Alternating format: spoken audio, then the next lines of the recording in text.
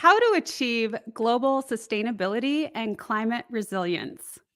With global sustainability and climate resilience on the tips of everyone's tongues, it can be hard to know where to start. Luckily, Bundschu Company is here to help. In this video, Meghan shares her top tips for achieving global sustainability and climate resilience in your community. Watch now and be inspired to make a difference. Welcome to the Wellness Driven Life Show.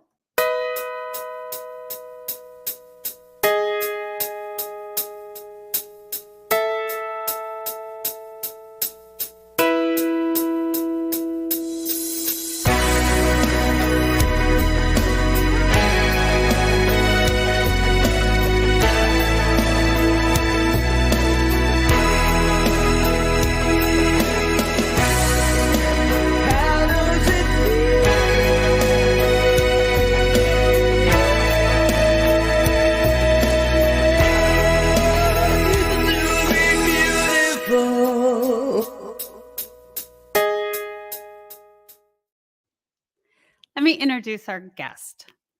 Growing up in Indiana, Meghan always felt a deep connection to the environment. This led her to achieve her MA in Global Sustainability and Climate Change at the University of South Florida, Patel College of Global Sustainability. She developed a passion for sustainable and organic agriculture there, working on agricultural solar, wastewater reclamation, anaerobic biodigestion. It's going to take me a minute to say all of this correctly. Vermiculture and full circle aquaponic/hydroponic projects. Did I do okay there? When she moved out to wine country, she was ecstatic that Bundschu wanted to step outside the box and drive their plan to mitigate and adapt to climate change. With many underlying initiatives to making the wine world sustainable, Meghan loves being the one to help lead a 6th generation, and it might be 7, we'll have to ask, family-owned company to further resilience and success. Please help me welcome Meghan Seamers. Hello. Thank you so much for having me, April. Oh, you're welcome. It's a pleasure to have you on the Wellness Driven Life Show. Very excited to be here. Awesome. So outside of that bio, can you tell us a little bit more about yourself? Sure. Yeah. So as you mentioned, I grew up in Indiana and I spent most of my childhood out there. I went to high school in Indianapolis and undergrad at Indiana University Bloomington, and then shipped out to Florida to achieve my master's degree. And then I moved to California about 3 years ago, and I've been here ever since, and wanted to, get my roots down here, and have been working for Bundschu ever since. And I spend my time very much outside, outdoors. If I'm not working, I'm out hiking, spending time with my friends, just your typical things. Oh, I love that. Well, and I can definitely relate with the outdoor and the hiking. Those are some of my favorite things to do. And I hope that I got some of the wording right. I don't know. You did. You actually nailed it. I was really impressed. But as now I'm flattered. Wonderful. Thank you for that. It's really an exciting topic for me. And I have to say that when I first learned about Bundschu, and maybe you want to tell the audience, like, how you have people remember that, the Bundschu. Yes, that's you broke it down perfectly. But I'm hitting my buns and tapping my shoe. You broke it down perfect. So we even have on our corks, we have little symbols that can help people pronounce it. So we have our little gun and a lock, and then buns, like hamburger buns, and a shoe. Well, I know that you guys really had to try to go a different route in this day and age with names like that, because we just don't understand that anymore as much, societally speaking, right? So rebranding in a sense to make sense for everybody so they can remember and understand and know. And when we had it was Jessica and Joe who came to Wine 30 on Oak Street in Roanoke, Texas. And my good friend Annette owns Wine 30. And so she asked us if we would come to the wine tasting. And I love to go support her, and we're part of her wine club that she does. And what's really great about it is she partners with so many people. She tries to do as much in Texas, but also with vineyards that are all over the world. So we went, my husband and I, and we met Jessica and Joe, and we had such a wonderful time. And when I learned about the history and the background, I was just enthralled, and I was like, "Oh my gosh, we need to share this with the rest of the world because it's just cool. It's such a rich history." And so and when I learned about it's called the regenerative organic certification that you, especially Megan, are such a massive part of the company going that route and obtaining that certificate and all of its feats. Do you want to talk a little bit about what that is and what that looks like? Yeah, definitely. So to kind of preface a little bit, Gunlock Bundschu, we are in our 165th year of in the wine industry. So that is So a cool. lot of history to, dedicated to one name and one property, actually. So Right. Tell a little bit about that because as far as my knowledge, that's pretty unheard of. And it may yeah, be the oldest in the US. Yeah. yeah, so we're the oldest family-owned winery in California. So they have been tending to Rhine Farm, which is our home ranch, since 1858. And Mm. now that we are in our sixth generation of the family, and of course, facing all of these changes and the environment due to climate change, a few years ago, they, really realized, the family, that this regenerative organic path and this sustainable path of wine industry is so imperative to their continued success and being able to continue to farm the land that, creates the wines that we love so much. And to be able to continue to produce those wines, we have to, of course, first pay attention to where those grapes are grown and how they're grown. And so with me stepping in to the picture, it was kind of just trying to think about how we can adapt to and mitigate from the changes that we're starting to see in the wine industry as far as farming and agriculture goes. So the regenerative organic certification, that is this new, state of, it's kind of the gold standard of farming right now. And it really is, because it goes past sustainability, and it takes the state of your land as it is, and recognizes that there has been, years put onto this earth of human impact. So it recognizes that we're in a state of degradation, and we have to be able to kind of dig ourselves out of a bit of a hole to find extended resiliency for the land and the environment and the soil that we all utilize for, food and our luxury products like wine. And so because we, are a longstanding family of the wine industry, we have this inherent, need to protect the land and kind of set ourselves as leaders in terms of moving the industry into a more environmentally progressive manner, especially when, we have so many acres as in general from the industry. There's so many acres actually in California alone. I think there's almost 900,000 acres dedicated to grapes. And that includes, table and raisin grapes, but wine grapes alone is about 620,000 acres. That's a lot of land. And that's a lot of land that, we have to be responsible for.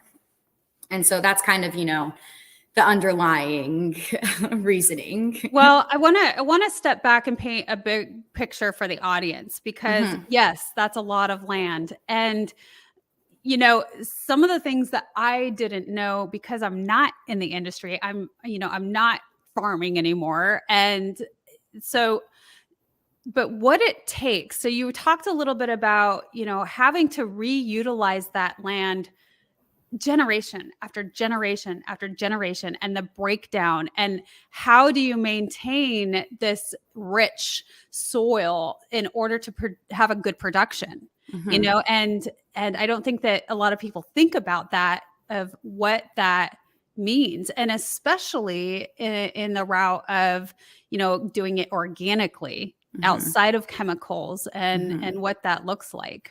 Yeah. So, I mean, if you are thinking about this topic and compared to conventional versus organic versus regenerative, if you're looking at a conventional farm, in order to continue um, getting the yields that of grapes that they get year after year to make the wine, of course, there's a lot of fertilizers going in. There's a lot of pesticides to prevent pests. There's all kinds of different outside inputs that are going in there, synthetic inputs. And so farming organically, you're not using any of those synthetic inputs. The farming organically is really focused on what you're putting on your crops, and what you're not allowed to put on your crops. And then regenerative organic, you're thinking extremely holistically with your farming system to kind of have these natural cycles that work with not only your crop, but also the native land surrounding it, the ecosystems within it, and the most important is the soil health. And so how you are keeping your soil microbiome in a self-sustaining cycle year after year. And that for the wine industry, that comes into play mostly with cover crops and compost and rotational grazing. And those things are all encompassing in regenerative organic certification. So we're really already doing these things here at Bundschu. And so going after that certification, it really just adds an additional layer of transparency for our consumers, to give them the purchasing power to recognize when something is legitimately beneficial for the environment or not hurting the environment.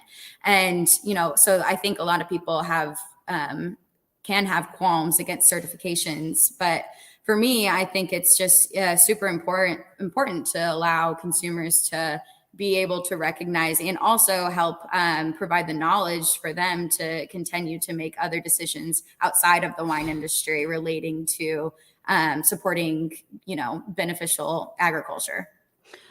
I agree with you. And I want to go back on the point of in agreement with you on the importance of having that certificate, because, it really does show the person, the purchaser, it gives them this sense of, oh, I feel better about, drinking this because I know it's better for me. I know it's better for my health. What I'm putting in on and around my body matters to me, Mm-hmm. and so I want to know, because from my recollection, there was a number of years that it took to get this certification. Is that correct? Yeah, that's very correct. So, in order to even apply for the certification, there is the standard that you must be certified organic. And to be certified organic, there is a 3-year transition period where you have zero outside synthetic inputs on your crops. So there's a USDA National Organic Program list. And on that list, it's things that you can and cannot use. And so anything that you cannot use, if you've had it on your property or on your soil anywhere, then you have to go through a 3-year transition period where absolutely nothing is going on there that is not allowed. And so that's where we started. We used to not farm all of our property in-house. We're a much smaller company about 4 years ago, and we've had the luxury of being able to grow and bring all of our farming in-house. And that was when we were like, okay, this is the time. this is where we're going to, step up and farm the way that we really want to farm. And so that transition started for us in 2019.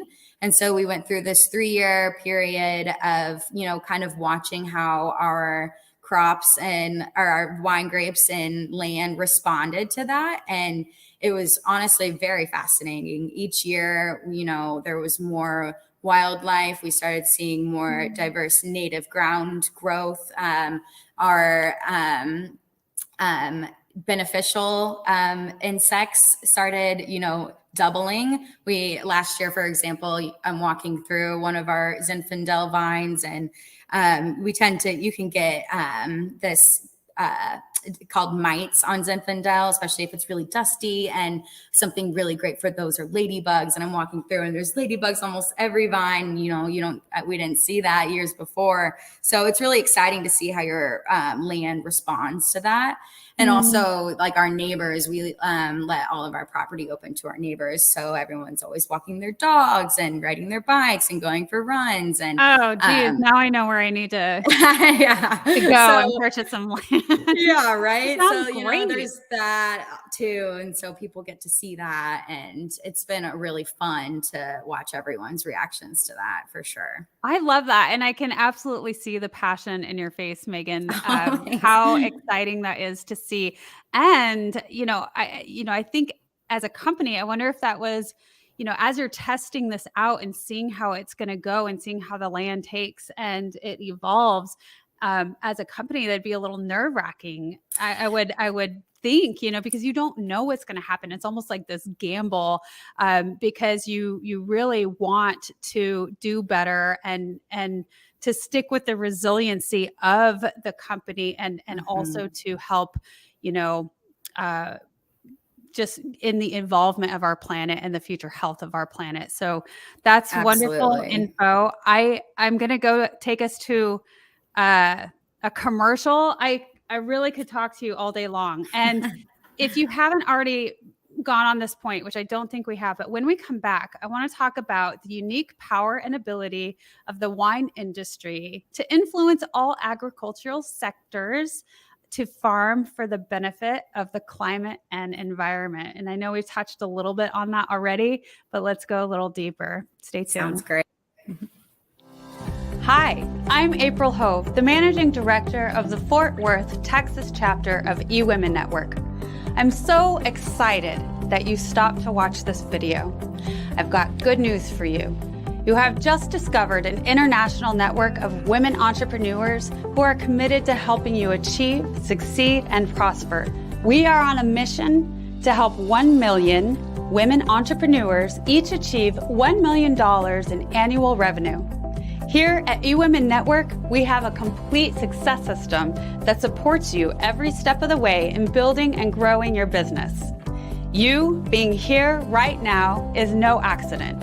We're supposed to know about you. We want to meet you to find out how we can help you as well as learn about what you have to offer.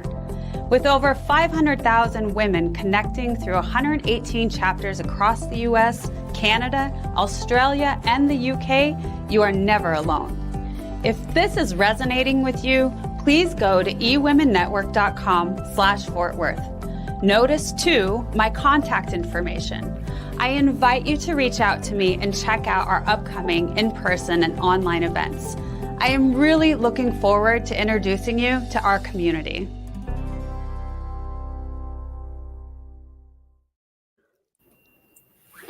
Okay, so let's talk about all of the benefits to the climate and the environment. Oh yeah. Well, there's a lot going on there. So,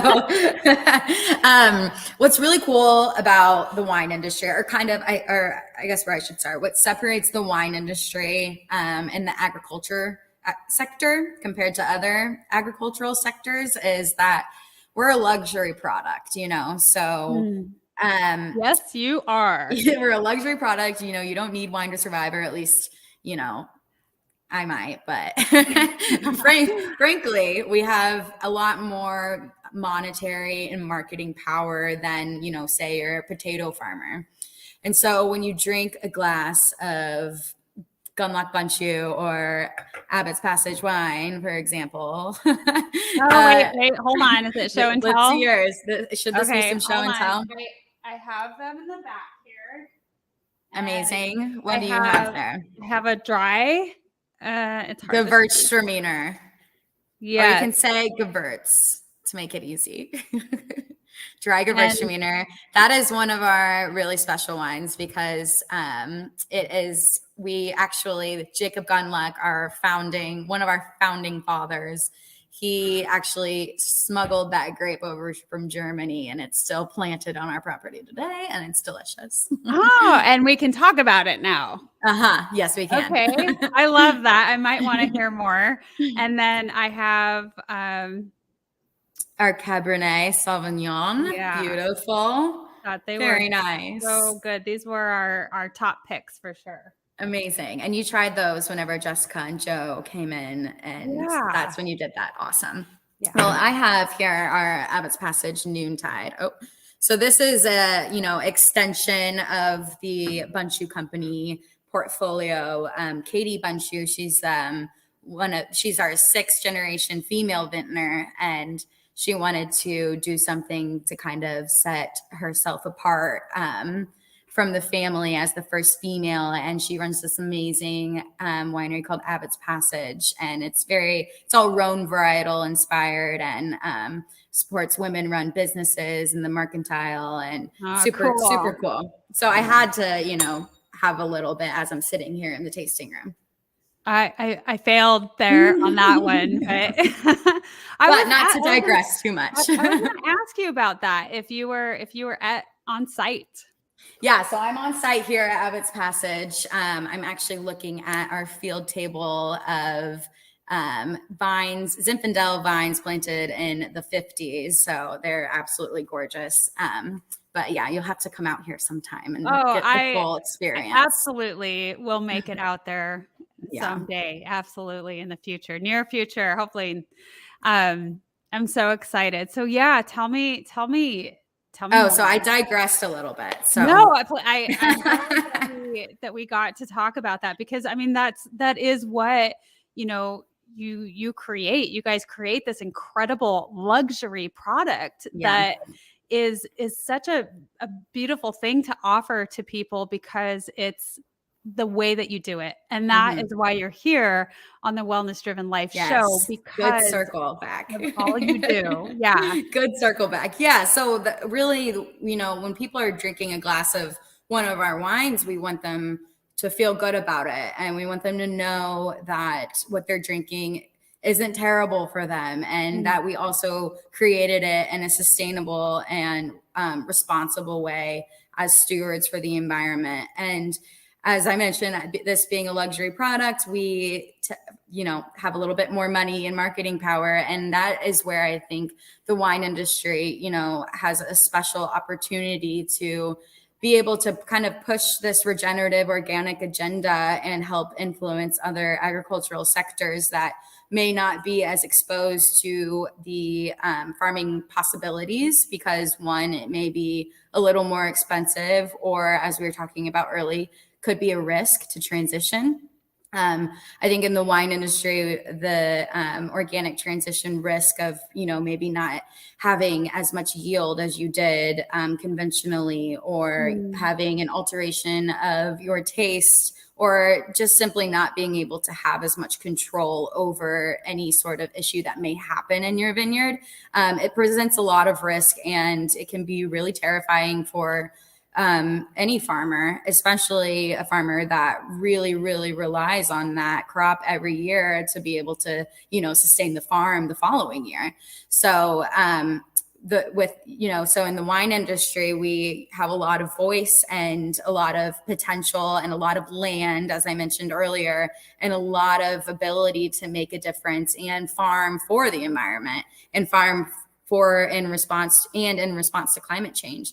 And because the wine grapes and vineyards are a perennial crop, meaning they live year round, year after year. It's not a crop that, so I mentioned potatoes earlier. You're not farming it 1 year, harvesting them and planting a new seed. It's the same seed. It's the same rootstock. It's unless you're grafting on it. That we don't want to get too technical, but so this a perennial crop. That means the roots are in the ground and the roots are very deep tap rooted. And that means that these roots that are consistently in the ground are able to draw down carbon. And because they, in a vineyard, you have about 6 to 8 feet in between each row of vines. And in that 6 to 8 feet, you also have the potential to draw down even more carbon from the atmosphere via cover crops or ground cover with roots in the ground year round, not tilling them up. And that is another aspect of regenerative agriculture is low to no till. And that purpose is to keep the roots in the ground and draw down carbon. So as a perennial crop, that's what really is special in terms of, adapting to climate change. I have my winemaker standing outside of the window messing with me right now. So. Oh, shame on him. I know. Does he want to come on camera and say hello? He's going to be so loud. I think he should. I'll send him a little text. Actually, you should go grab him. Yeah, he has to now. So, well, I think Meghan, you're such an incredible teacher. Really, I don't think anybody has an idea of, like you said, the wine industry with the amount of land and space that you have, and the fact that it's a perennial crop, that it has such a huge effect on climate change. I did not know that. I wouldn't have even thought of it. But what a wonderful point that you make there. The more you know. It's just a big impact. And so that's a cool understanding. And now I want to buy more wine. Good. You should buy from responsible brands. Yeah. But yeah, no, I mean, that's really what drove me to the wine industry is just the amount of impact that we can have for the environment. You think about the wine industry and you think about viticulture, you think about viticulturists and winemakers, and you don't really think about, the nitty gritty of these types of things. And this can be applied to every single sector of any agriculture. So, and that's what's so special about it and so exciting about it, especially for the regenerative organic certification. They certify all food products, textiles, personal care products, and they have a whole market where you can go on and, search for your brand or search for what you need. And it can pop out, oh, these are some regenerative organic certified farmers that are producing these products. And so, and you mentioned like teaching, I think sustainability, most of it is teaching people to have a better understanding of what you're doing from your day to day and what you're choosing, and having, a lot of confidence in your own purchasing power and being able to make the decisions that, will be beneficial and not harmful for you or your future kids or grandkids. Yeah, I love that. And I'm going to bring the audience back again to the point of, you with your background and how passionate you are about, global change when it's needed, and that you were drawn to the wine industry based on that larger impact. So that's really wonderful. So we really touched on a lot. I want to come back. I want to go to a commercial right quick. And then when we come back, go on the importance of technological innovation in agriculture in response to climate change. That'll be cool. So stay tuned, everybody. We'll be right back. Hello, everyone. I am Kim Jacobs, the host of The Kim Jacobs Show. And you all know who's right here with me, Dr. Les Brown. How are you, Dr. Brown? I'm blessed and highly favored. Ladies and gentlemen, this is the time you want to give yourself a competitive edge. If you got a message, you have some knowledge or experience, a story, or if you want to do something adventurous and exciting with your life that can increase your credibility, expose you to millions of people, I'm encouraging you to have your own talk show. I used to have a talk show. That one talk show catapulted me to another level. Now there are more people watching the internet, as you are aware, than television. Yes. Come on, somebody. That's right. Dr. Kim Jacobs, she trained people on how to have their own talk show. She will train you how to do that. And now with me working, partnering with her, now you have the combination of an audience, expansive audience. We have over 4 million people in all of our platforms, and the coaching you need to grow your business, to grow your multi-level marketing organization, to draw more attention to yourself in this noisy economy. Go ahead, Kim. So in the training that I do, Les, I actually do a 6-week training. It's 1 hour per week. And each week I meet with the individuals one-on-one. We go through and we talk about all of the things that's necessary for a show to become a reality. We go from how to actually identify your focus area, what's going to be your ideal customer that's going to be tuning in. We'll talk about how to get guests, how to get sponsorship, how to go about getting your lighting, your branding, and your banners, and everything that you need to know. And guess what, Les? They own their own content at the end of the day. And that's exciting. Now, if you're ready to create a shift in your business and in your life and increase your cash flow, I want you to go to KimJacobsConsulting.com. It's right there on the screen, KimJacobsConsulting.com. You know, people say opportunity knocks on every door. Right. No. Opportunity stands by silently waiting for you to recognize it. So I want you to recognize that this is a time for you. This is an incredible time to have your own talk show. It establishes a level of credibility. Yes. And by being exposed to people on a regular basis, it allows you to strategically begin to impact and attract your audience. She can take you in a place in yourself that you can't go by yourself. So go to KimJacobsConsulting.com. That's KimJacobsConsulting.com. Did I say KimJacobsConsulting.com? Yes, you did. Very good. Make sure you go there and sign up for the coaching, and we're looking forward to working with you. You have something special. You have greatness within you. That's my story, and that's Kim's story, and we're sticking to it. Bye for now. Bye-bye. Okay, so I actually asked you what the importance of technological innovation in agriculture in response to climate change, but I think I jumped the gun lock. And let's backtrack a little bit, because I would love to know what the effect is on climate change in regards to regenerative agriculture and the wine industry. How is that effect on climate change? Can you talk a little bit about that first? Yeah. So I think actually the way to explain it, if I can, I'm going to kind of flip this around a little bit, but it's going to all work out. Lead the way. All right. So as we all know, with climate change, we've had a lot of different types of weather changes and different patterns in the weather. But with that related to the wine industry, you know, we can no longer really rely on the old farmer's almanac. There's been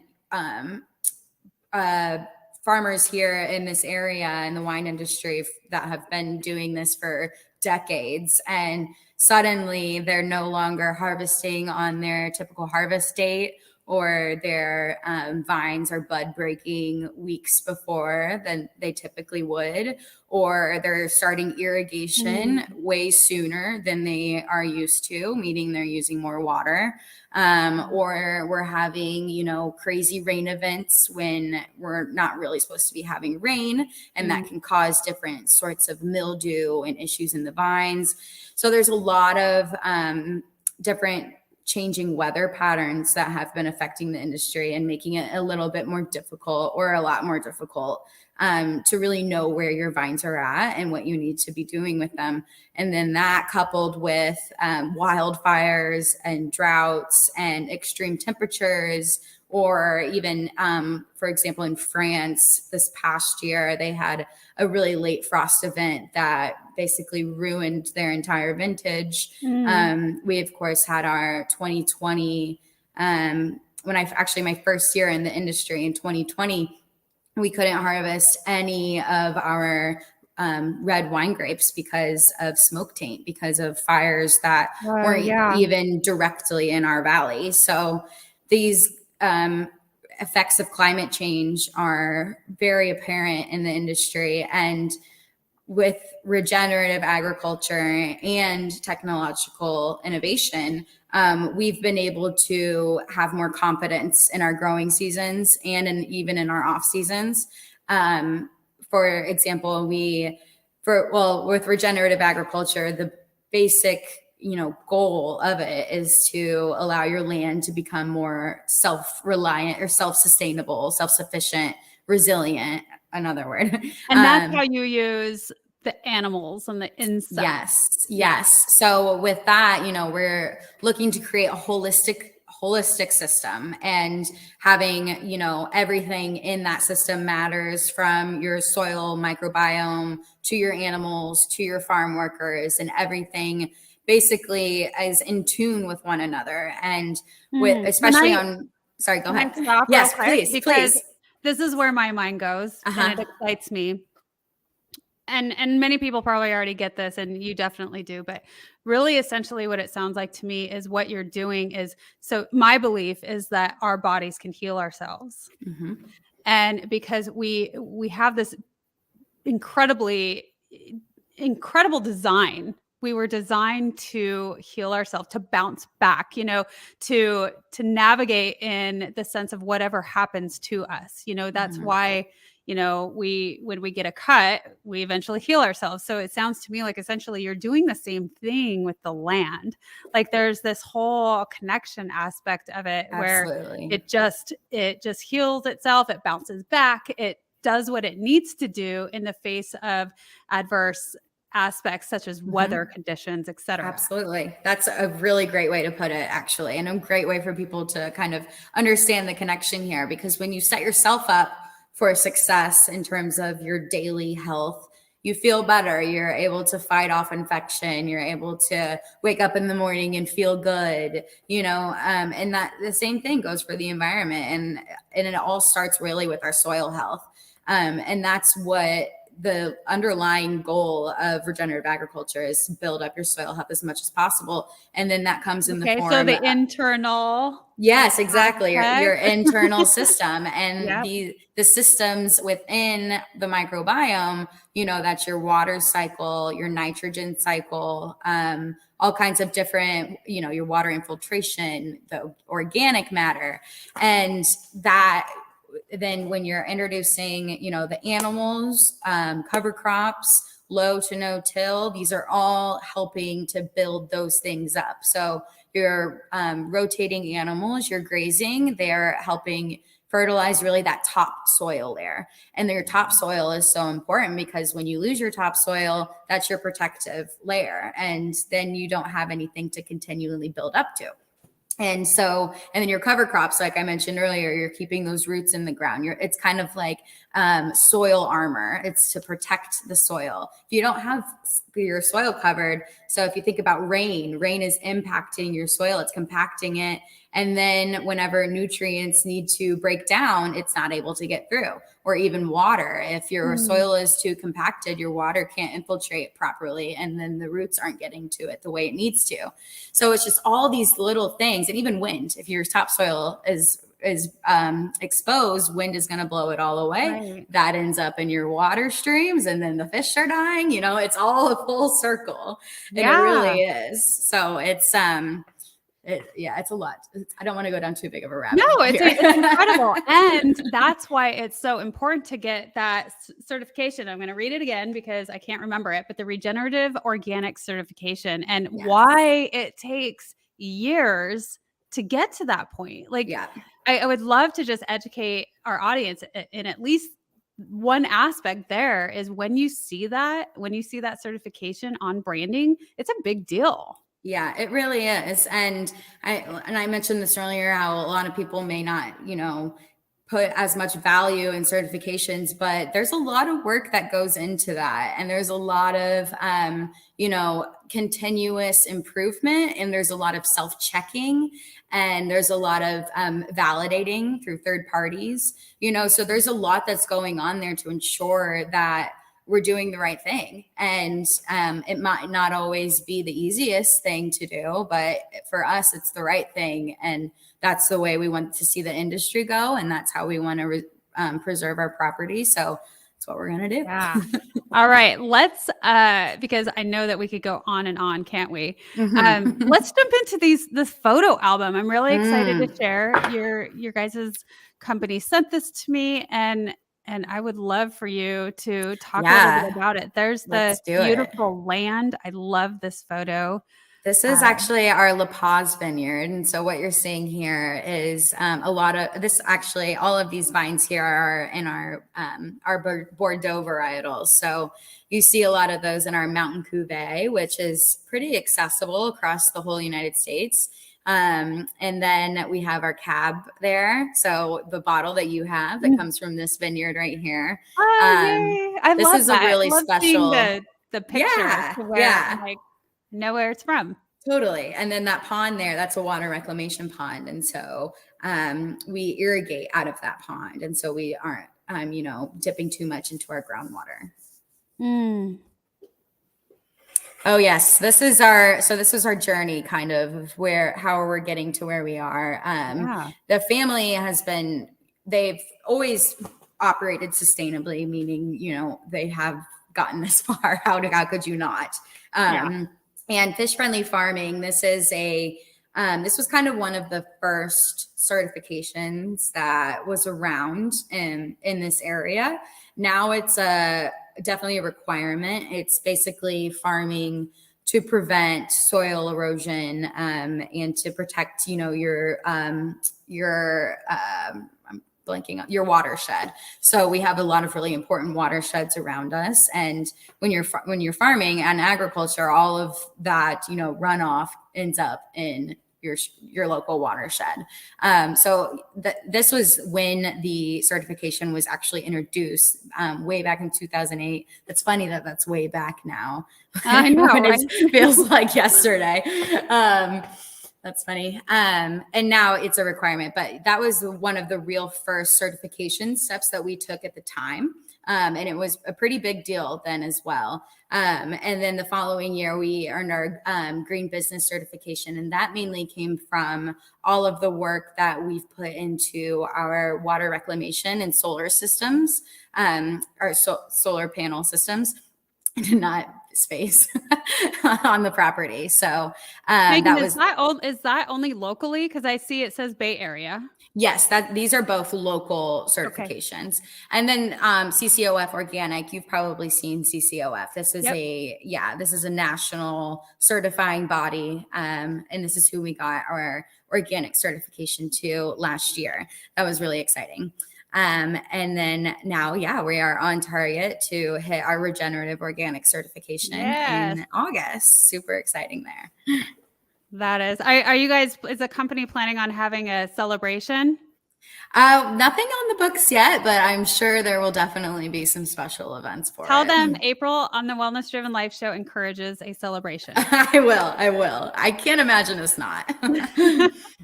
Oh man, yeah. So these are farming organically. We really rely on, I kind of have mentioned this, our holistic system, our native habitats, things that visit Ryan Farm that can help benefit us and how we can bolster them, help them, and then they help us. It's kind of, a little barter and trade system. So these are our bird boxes. We've had them on the property forever. And we've recently added a lot more, but they house bluebirds and tree swallows. Bluebirds are amazing for any sort of herbivorous pest out in the vineyard. And then tree swallows are amazing for flies. So the tree swallows really help keep our livestock, all of our ruminants. We have several, I'm sure we'll get into pictures about that, but they help keep them, fly free without using any sort of synthetic pesticide on the animals. And then of course, helping out with the pests in the vineyard. So we have about 50 of those across the property. And then the one in the middle is actually an owl box. And those are great for ground squirrels. And we get little owl families that live in them every year. They're so cute. Aw. The ground And squirrels are cute too, but they do some well, damage. yeah, I was gonna say, I'm sure those squirrels definitely do some damage. So Oh I can man. see how owls are beneficial. Absolutely. Yeah. And this is just some of our property. This is really highlighting our cover crops and how we think about our soil. And in the top right hand corner there, we can get into this a little bit. So, you know, you can't manage what you don't measure. That's my favorite little Oh, saying in terms of soil health. So we partnered with the Savory Institute. If you don't know who they are, you should check them out. They're okay. an amazing foundation started by Alan Savory that is really focused on holistic grazing, you know, regenerative agriculture for all of our grasslands, and how we can develop our grasslands to be carbon sinks, essentially, and to sequester carbon. And so we do ecological outcome verification so that's a mouthful, through the Savory Institute. And they came out in 2021 to conduct our baseline year before we were certified organic, because we wanted to see where our soil was, where our land health is, and how we can improve and what we need to do to improve. And we had our year one monitoring completed this past April in 2022, and we were deemed ecologically outcome verified, meaning that we are Nice. making a positive, difference in our land. Our ecosystem is seeing a positive trend toward regeneration. And so here in this photo, we are inspecting a cow patty, and we're so excited Oh, because I thought I was curious. yes, it's some cow dung, and we were stoked that there were dung beetles breaking it down. The year before, we weren't seeing many dung beetles in our in the cow patties, and those are a really strong indication of a healthy microbiome in your soil. If you haven't, sorry, go ahead. Please cut me off, okay. or I'll keep going. But my mind went to, you know, how you're alleviating the flies. And I was thinking, well, what about what flies do? You know, so what takes that place? And so you're saying, I think the dung beetles do. Yes, absolutely. Cool. And dung beetles, if your soil is at a certain state of health, they could break down cow patties in a matter of hours. And so that's really allowing all of those nutrients to be broken down and taken up into your soil. Otherwise, if you have a degraded, unhealthy soil, those cow patties just sit on top and oxidize, and the nutrients don't incorporate into your soil whatsoever. And so you have to actually get your soil microbiome to a state where it can successfully break down nutrients that need to be in it.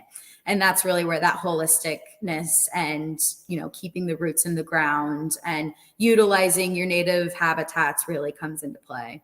Oh, that's fascinating. Fascinating.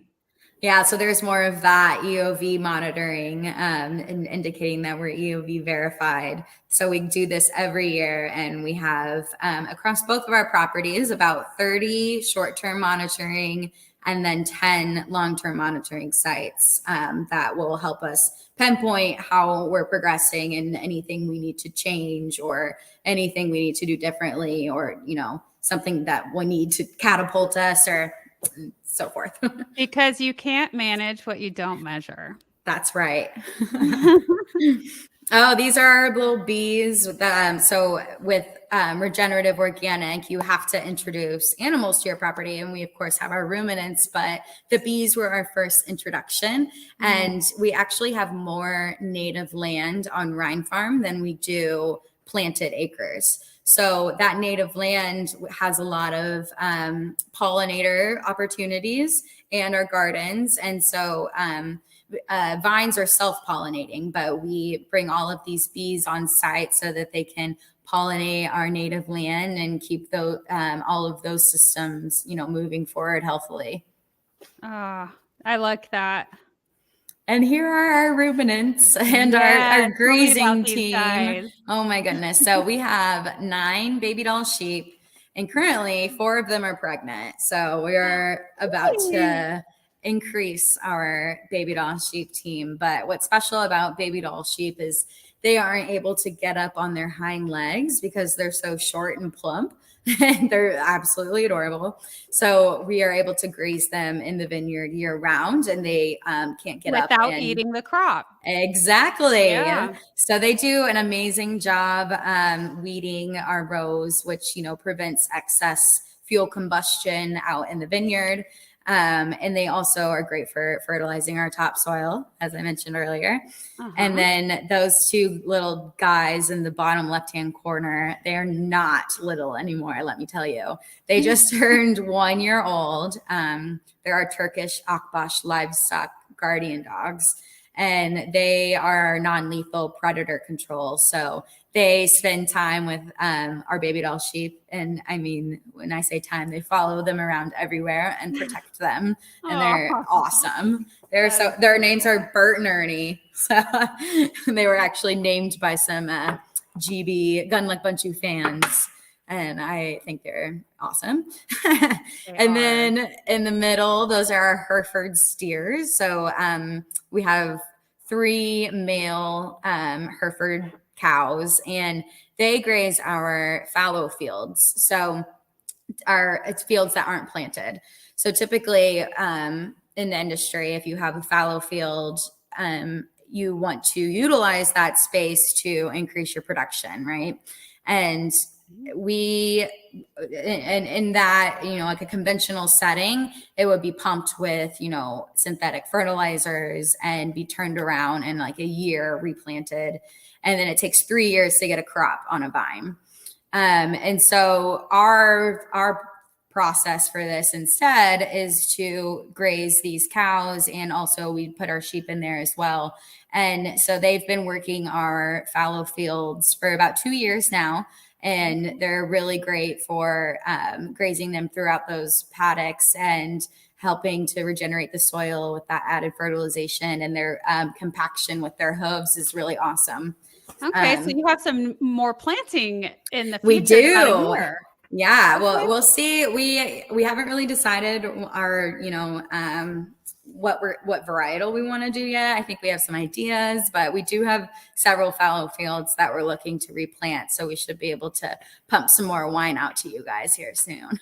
Wonderful. I really like that. That's, you know, you got some definite future planning. Oh yeah.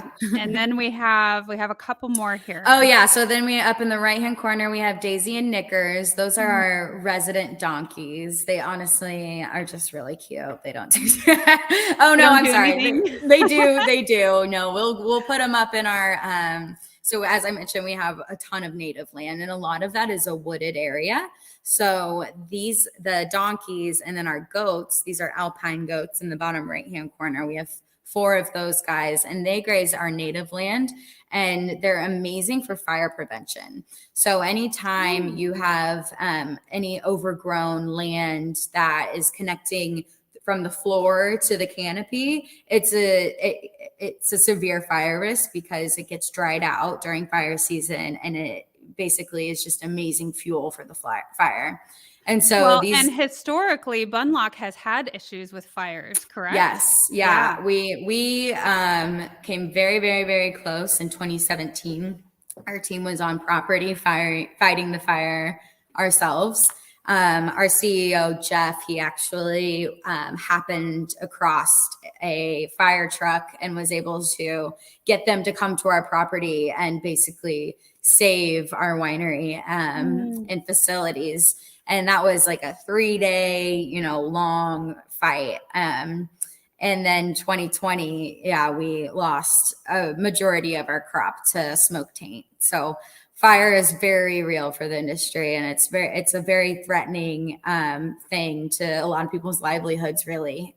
So these little goats are very important. They absolutely are, and they do a great job. I skipped one. Oh, so that pond in the left-hand corner there, actually in 2017 fires, there was a CAL FIRE helicopter that was dipping into it to put out fires across the other side of town. So we like to say that pond actually saved a part of Sonoma It was really cool. So that's one of our water reclamation ponds as well. We have 2 of those pictured there. And so we're able to irrigate from our vineyards from reclaimed water. And then those machines there, this is kind of the innovative technology we were alluding to earlier.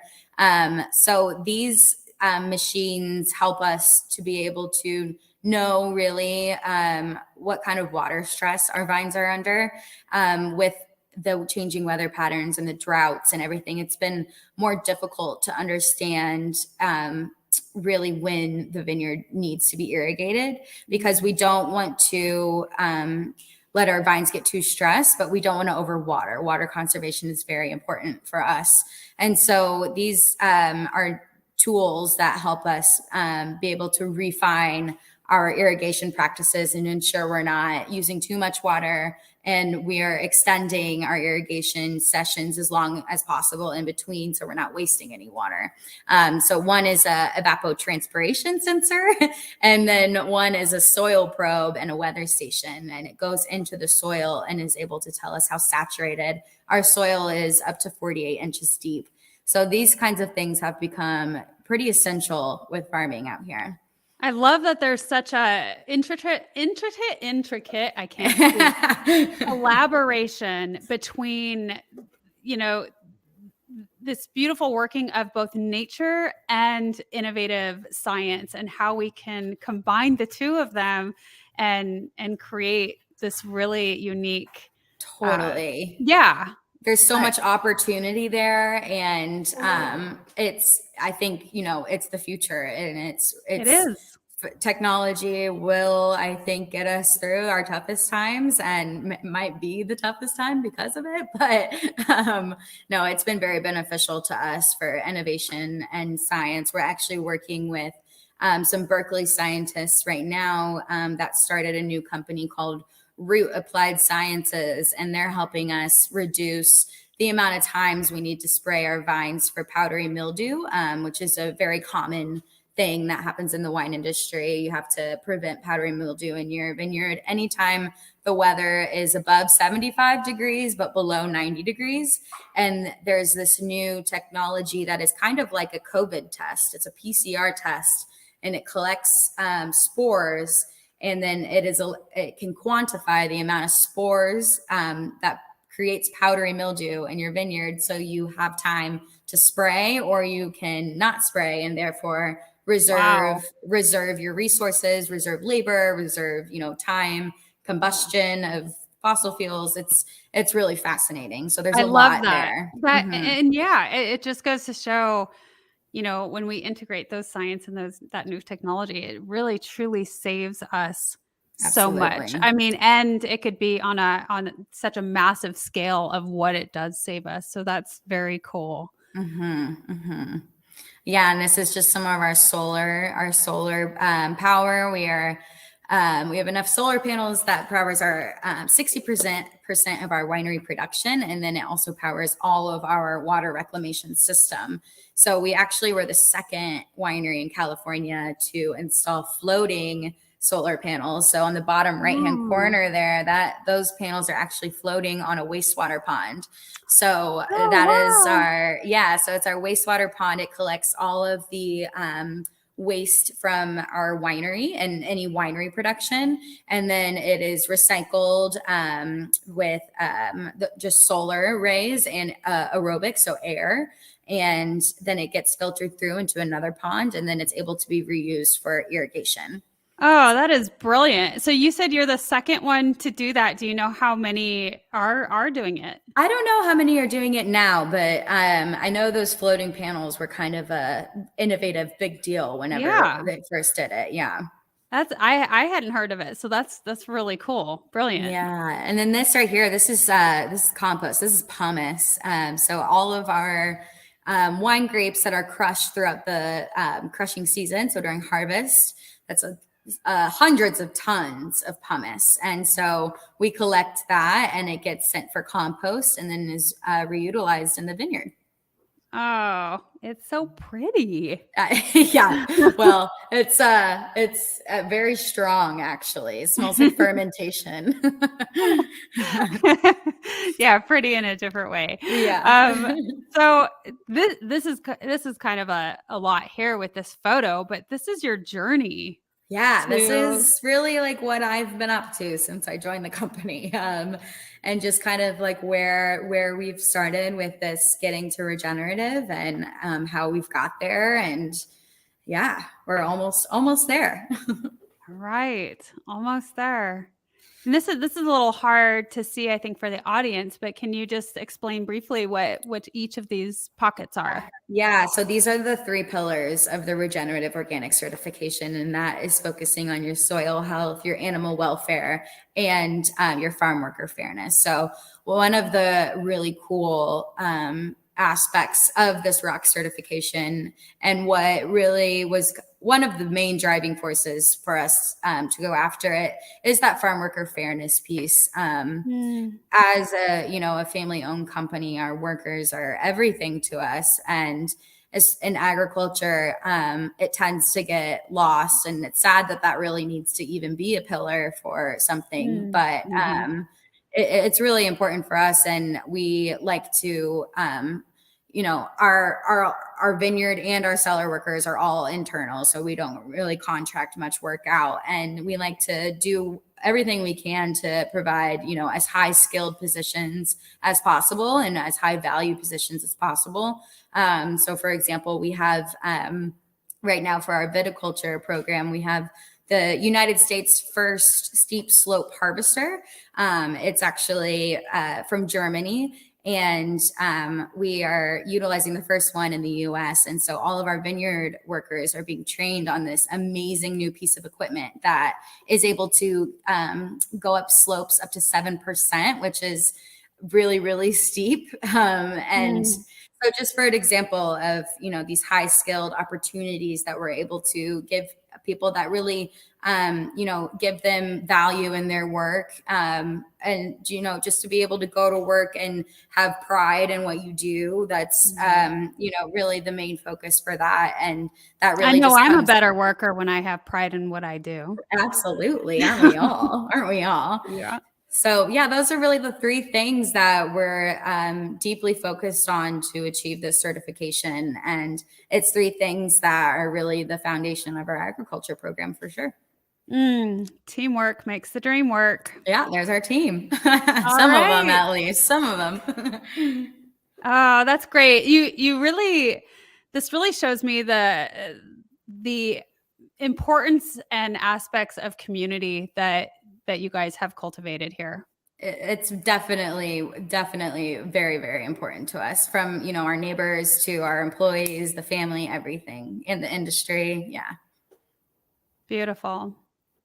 Yeah. And here's some more pictures of the soil. Yeah, so these are just some vines. Oh yeah, we got some soil. We got all kinds of good pictures in here, don't we?